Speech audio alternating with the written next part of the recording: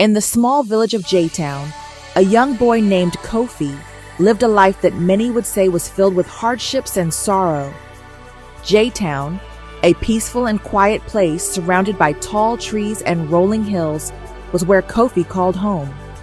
It was a place where everyone knew everyone, and the villagers shared a bond that only a small community could understand.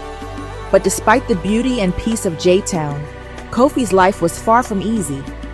Kofi had lost both of his parents when he was very young.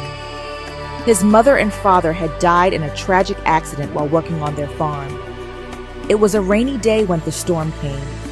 The trees, heavy with rain, began to crack and bend under the force of the wind. The couple had been chopping wood for the fire when a massive tree fell across their path, instantly taking their lives. Kofi was only 8 years old when it happened, and since then, his world had been a blur of loneliness and sorrow. After the accident, Kofi went to live with his grandparents. His grandmother, an elderly woman with a gentle smile, took him in without hesitation. His grandfather, though frail and often ill, was always full of stories about the old days in J-Town, about how things used to be when he was young. Kofi was grateful for their love, but the sadness in his heart never quite went away. He missed his parents deeply, and the emptiness of his life seemed to grow with each passing day. To make ends meet, Kofi's grandparents worked hard. His grandmother would weave baskets and mats, while his grandfather would help with odd jobs around the village. But the life they lived was humble, and there was never enough money for luxuries. Kofi never complained, though. He knew that his grandparents did the best they could, and he loved them dearly. However, life was not easy for him, especially when it came to his education. Every day, Kofi had to walk 10 long miles to school.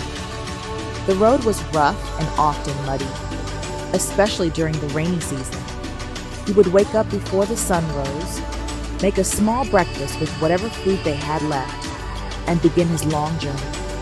As he walked, he would think about the things he wished for: a better life, a life without pain.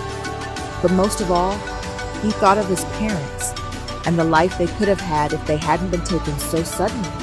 At school, things were not much easier for Kofi. The other children would often laugh at him because he wore old clothes that were patched up in places, a reminder of how little his family had.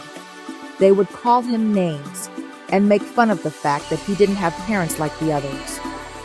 Some would even blame him for the loss of his parents, saying that if he hadn't been born, they might still be alive.